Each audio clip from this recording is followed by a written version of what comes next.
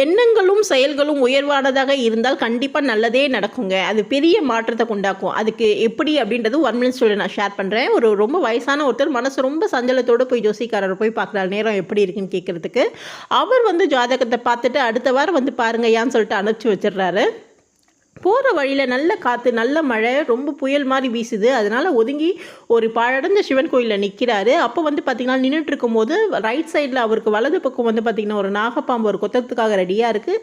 And left சைடில் பார்த்திங்கன்னா ஒரு பெரிய பாறாங்கல் அவர் தலைமழை வெளுத்துக்கு ரெடியாக இருக்குது. அப்போது ஒரு 5 நிமிஷத்தில் கண்மூடி பிரார்த்திக்கிறார். அப்பா நான் எப்படியோ சாக போகிறேன், நான் அதுக்குள்ளே உனக்கு கும்பாபிஷேகத்தை பண்ணிடுறேன் அப்படின்னு சொல்லிட்டு அவர் கற்பனை கனவில் அந்த இடிஞ்சி பாழடைஞ்ச சிவன் கோயிலை அவரே கட்டி கும்பாபிஷேகம் பண்ணுற மாதிரி கனவு கண்டார். கொஞ்ச நேரம் கண்முழிச்சு பார்த்தா மழை நின்றது. அவர் வீட்டுக்கு போயிடுறாரு. அடுத்த வாரம் ஜோசிக்காரை போய் பார்க்குறாரு. ஜோசிக்கார் ரொம்ப ஆச்சரியம் அடைகிறாரு. அப்பா நீங்கள் இன்னும் உயிரோட தான் இருக்கீங்களா, நடந்ததை சொல்லுங்கள், என்ன ஆச்சு அப்படின்னு சொல்லிட்டு கேட்குறாரு. அப்போது இதை மாதிரி சொல்கிற உடனே